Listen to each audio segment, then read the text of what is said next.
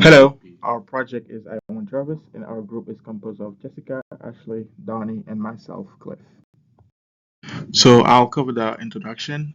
So our project is inspired by the portrayal of advanced AI in pop culture, which is Jarvis, which is computerized personal assistant in the movie Iron Man.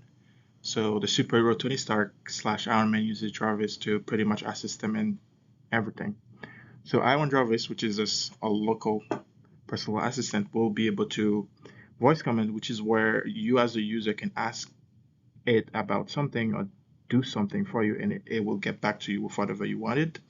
You can also use keyboard command, where if you choose to not use your voice, you can ask him something using the keyboard.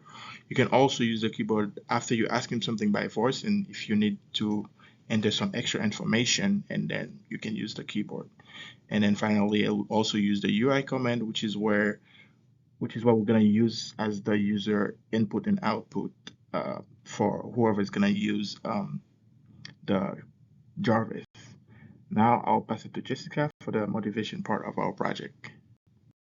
Hey guys, this is Jessica. So today I will be delving into the why behind our project, I Want Jarvis. So our goal is to create a personalized AI tool that can talk and interact with us, our own personal assistant, called I Want Jarvis. It is not just a tool for developers, but it's accessible for everyone, regardless of their technical ability.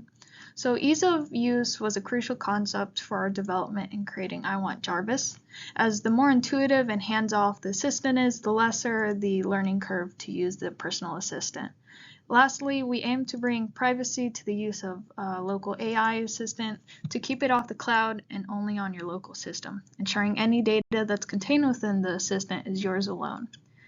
That wraps up our motivation. I'll pass it off to Ashley, who will cover our functionalities.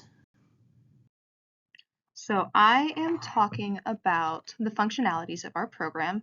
First and foremost, the biggest thing it can do is it can query ChatGPT for you, and it will produce the response that ChatGPT gives and read it to you along with having it displayed on the GUI screen. It also allows you to generate like text files. So you can ask ChatGPT to generate say a paragraph about cats for you, and it'll auto-generate for you with our generate functionality. You can also ask it to create a program for you. So for instance, ask it to make a hello world program in Java, and it'll generate a text file with the program. So all you had to do is go change the text file to actually be a Java file.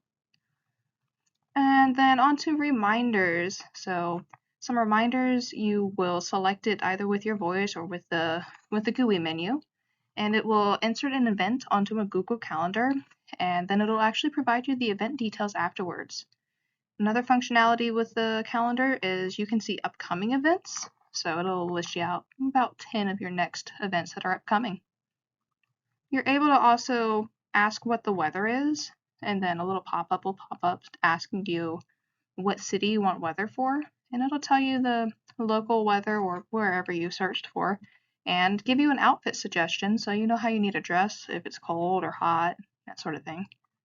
If you ask it to tell you the time, then our program will read out the time for you and also display it on the screen. And if you ask it to play you a song, it'll play a song that is currently in the music directory of the project, and it'll play it for you. And then another functionality we have is system diagnostics, which will display system details like your current CPU usage, the number of cores, and the available memory of your computer. And if you don't want ChatGPT to auto-create a note for you with what it has written, you can go to a create sticky note area, and you can input what you want the name of a text file to be, and then actually edit the text file. So it'll allow you to completely make your own file. So that's the functionalities of our program. Just make it a pretty useful personal assistant. And now we're going to pass the project on to Kyle for him to complete an actual demo showing you how I Want Jarvis works. Best way to explain it to y'all is just to do it, right? So we're gonna hit run here, and as you see, we get a GUI that pops up. Now we have three options here. We can either speak a command, type in a command, or select a command physically. We try to make this as not only robust, but as user-friendly and available to as many people as we could. So yeah, we're just going to go ahead and hop into this. So we're going to hit start, stop listening. Please speak your command after clicking OK. Alright, so we can hear Jarvis is talking back to us here. That was another big thing with this. We wanted to not only be able to communicate with Jarvis, but we wanted Jarvis to be able to communicate back to us, just like in the movies. So I'm going to go ahead and hit OK here, and I'm going to speak my command. So here we go. Play Iron Man. So as we see, it pops back up, and we can see the command and visually verify that it is correct before we submit it to Jarvis. So we're going to go ahead and hit OK. Song has been queued. Press OK to play. So we're going to hit OK to play. And as we can hear, Iron Man starts playing in the background there. So I'll let this run for just a few minutes. Unfortunately, we don't have the time to listen to the whole thing. So we're going to hit stop, start listening Please speak your again. command after clicking OK. And we're going to do another one of our commands, which is getting the local time. So we'll hit OK. Get the time.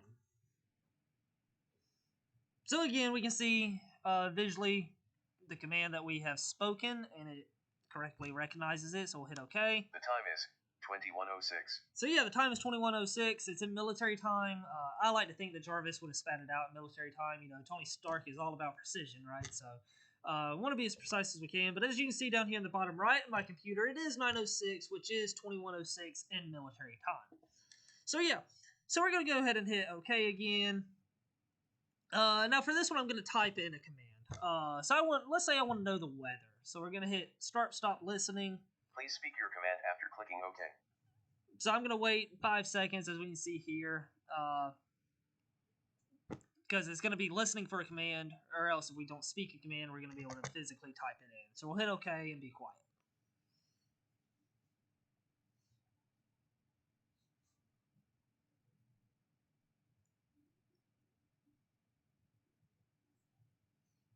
All right, there we go. You suffered enough watching me sit weirdly in silence, so probably won't do that one again, but for the sake of this video, we had to do it at least one time, right? So we're going to say get the weather for Jacksonville, Florida.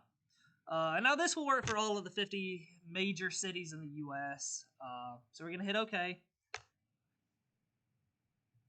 It'll take it just a second here. But the temperature is 73. The chance of rain is 0.0. You might want to consider a t-shirt. It will be a sunny day. Consider wearing sunglasses. So yeah, as we can see, the temperature is about 73 outside. It is pretty accurate. It hasn't rained today, so the chance of rain, 0.0. That's pretty accurate. I tried to make this a little bit fun.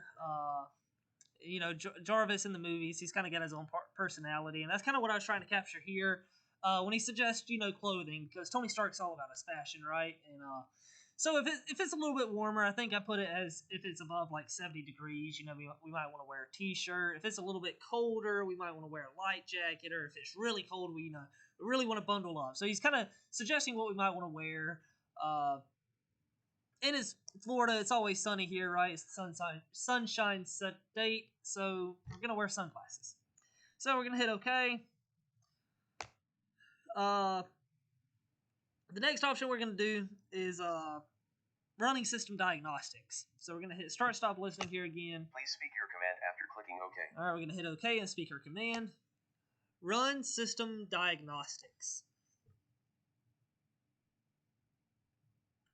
So yeah, so as we see, we get run system diagnostics in here. Again, we can visually see that it's correct.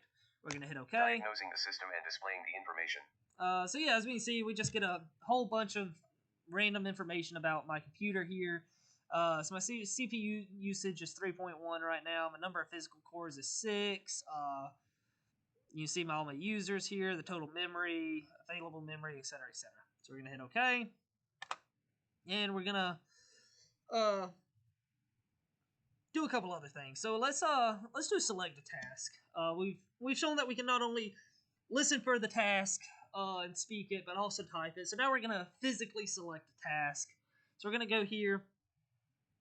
The next one on my list is searching. So we're gonna search, and we're using ChatGPT for this. And that's how we're gonna reach out to the internet and get the information that we might want to know. Jarvis is all knowing, it seems like. So we're gonna hit OK. What would you like to search for? So we're gonna say search why the sky is blue. So we're gonna hit OK. The sky appears blue due to a phenomenon called Rayleigh scattering. When sunlight reaches Earth's atmosphere, the shorter blue wavelengths are scattered in all directions by the gas molecules and particles in the air, making the sky appear blue to our eyes. This scattering effect is stronger for shorter wavelengths, which is why we see the sky as blue during the day.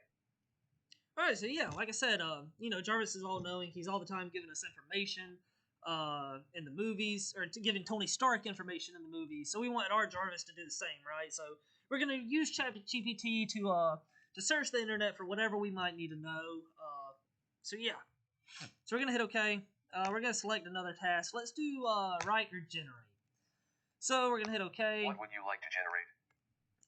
And we're gonna say write a 5-paragraph essay on Tony Stark. Hit OK. It's going to take it just a minute because GPT is going to have to not only generate it, but return it back to us. So as we see, it's going to write back to a file. We're going to hit OK. And I'm going to minimize this for just a second so that we can see this. And we're going to go over here to jarvis.txt. And as we see, here we go. It gives us 5 paragraphs on Tony Stark. So if I bring back up my main menu here, we'll do select a task again, and this time we're going to do program. So we'll hit OK. What would you like to generate? And then we're going to type in program a hello world in Python. And we're going to hit OK again. Writing to a .text file. And then again in jarvis.txt we can see that in Python all we really have to do is print hello world. And that'll update every time we want to generate something, that being the txt file there. So we'll bring the GUI back up. Another really cool thing that we can do is we can select a task and we can manage what we call sticky notes, which is really just just kind of wanting to put a note in your phone or something. We'll hit OK. Navigated to notes directory. So as we see, we have a couple notes in here, or we can create a new note. We're going to create a new note for the sake of this video, and we're going to hit OK. Enter the note's name. I think I already have a jarvis.txt, so we'll call this tony.txt. Or we'll just call it Tony, actually. We'll hit OK. Yeah, and we'll say something that Tony Stark would say. So I am Tony Stark. I am amazing and super smart. So we're going to hit OK. And as we can see over here on the left, we now have a Tony.txt. And there, right there is what we typed in, as you can see. So I'll bring my GUI back up. And we'll do that again. Because it's not called create a sticky note, it's called manage a sticky note, right? So we're going to hit OK.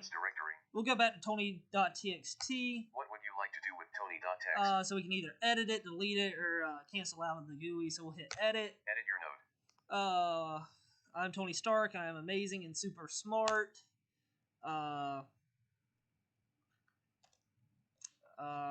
Let's see here. What can I... And I created the original Jarvis. Hit OK. And as we see, our note.txt or tony.txt has updated with whatever we put in there. So, I'll bring my GUI back up here. We'll select the task again, and we will do manage the calendar. And we'll hit OK. Enter event summary. So we're going to call this meeting with Tony. We'll hit OK. Enter the date. And we'll do it for tomorrow. So today's the 28th. So we'll do it tomorrow. So 2024 -29. Excuse me, -04 -29. Because it's in year, month, date. We'll hit OK. Enter the start time. We'll do it for 10 o'clock in the morning. Okay. Enter the end time. And then we'll go to until we'll do 11 o'clock, an hour meeting, you know. So we'll hit OK again. Calendar event created successfully. As we see that we successfully created the calendar event. Now this uses a Google Calendar on the back end, so we could physically go in and look at our calendar and see that, but I'm not going to do that right now because we have an option to do that in here. So we're going to select the task and going to go to upcoming events. And we're going to hit OK. Getting the upcoming 10 events. So as you see, I had a recording before this, and I created an event called JARVIS Recording. And then we can also see that we have a meeting with Tony. So yeah, I think that's everything. Let me just look through here and make sure. Yeah, we did the weather, got the time, and system diagnostics. Yeah, so I think that's everything that our project can do. Thank you guys so much for watching. Hopefully pretty soon, especially with advances in ChatGPT, maybe we can stop saying I want Jarvis, but we have Jarvis. Thank you guys so much. If you have any questions, please feel free to drop them down below, and I will try my best to get to them. Thank y'all.